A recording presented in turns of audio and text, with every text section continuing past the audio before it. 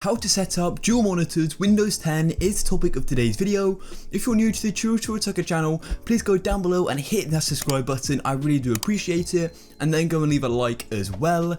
And once you're done all of that, let's jump into this video where I'm showing you how to set up two monitors. So it's a good video, make sure you watch right to the end because I'm dropping loads of different tips and tricks throughout as well, which you may find useful. I've broken the video into different sections and I hope you do find it useful, and let's jump into this. So as you can see, here is my computer. Now essentially I just unplugged it all to make this a lot simpler, but you do not need to do this. Leave your computer where it is and I'll be showing you the next step, but I just did this to make it clearer for you.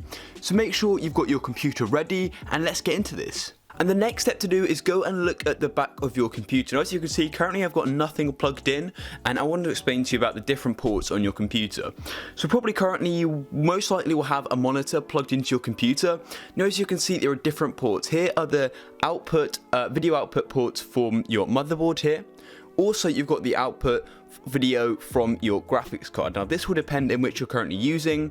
Currently, I personally use my graphics card, but you may not have a graphics card, and you may even have a graphics card but not use it. So anyway, so if you do have a graphics card, which is down here in one of these bays here, I do really recommend using it. You do get a lot more high quality video output. A quick note, you can't mix the ports which you output from, so all your monitors need to be outputting from the same thing. So either they all output from the motherboard or they all output from the graphics card. You cannot just have one coming from a motherboard and one from the graphics card. That will not work, and you've got to have them all from either of the two.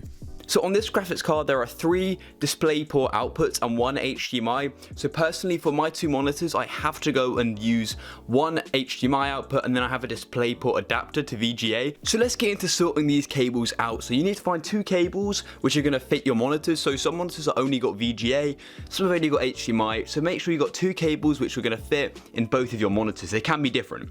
So for one monitor I personally use HDMI, which is this here, and you can go and plug it into your graphics card, which I'm going to go and do now.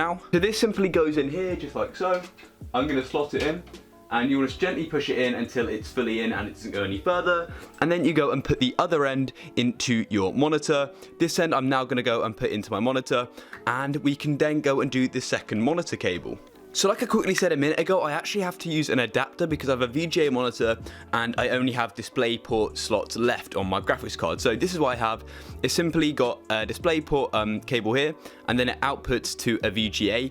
So then I'm just going to go and plug this in now. And quickly with DisplayPort, as you can see here, you've got to put it in a certain way because it's got a bit of a cut on this corner.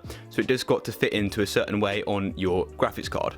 And now quickly, for example, on this adapter, you've actually got to squeeze the bottom to get it off. So if you ever have to unplug some adapters, just make sure you don't pull it too hard because they can damage it if you got to hold a button down to take it out. And then I'm just going to put the VGA cable into the VGA adapter. So make sure you got that the right way around it. So you can see that's how they go in, and then go and slot it in just like so, and then screw it in because then it will hold it in together and it just makes everything a lot easier. Otherwise it will just keep falling out. So yeah, screw them both up and then you're good to go. Now as you can see, I've got my both cables in for 2 of my monitors, and I've got these 2 cables here. So I've now got these ready to plug into my monitors. I've got a VGA and a HDMI, and I can go and start outputting it. So this is the first part of the tutorial. The next part is to plug these in and then go and set up the settings on our computer. Once you've plugged your monitors in, then all you want to do is simply come to your home screen and you want to simply right click. Now don't worry what they look like at the minute, I'll be showing you how to customize that. So right click and then come down to display settings here, and you'll be getting this page here. Now as you can see,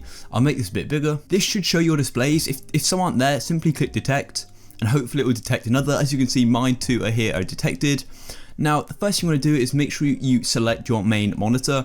So to select which monitor you want to be your main one, simply click on the one you want to be your main. So say if I wanted number 2 to be my main, I'd click it. Then simply come down here and click make this my main display, and that will be where all your icons appear and stuff like that. And then here, the next most important thing is choosing how your displays appear. So as you can see, multiple displays. You can simply have extend these displays, duplicate, show only on 1, show only on 2. So if I only showed on 2, then my screen would only appear on my wider monitor here. And that's the main settings. And then you can go and also change the resolution. So if I wanted to change the resolution number 1, I click number 1 here, scroll down, and then I can change it here. And if I wanted to change it of 2, I'd select 2 here and scroll down and then select it here. So that is the main settings you can then go and customize. And there are a few others you can sort of mess with depending on personal preference and other stuff.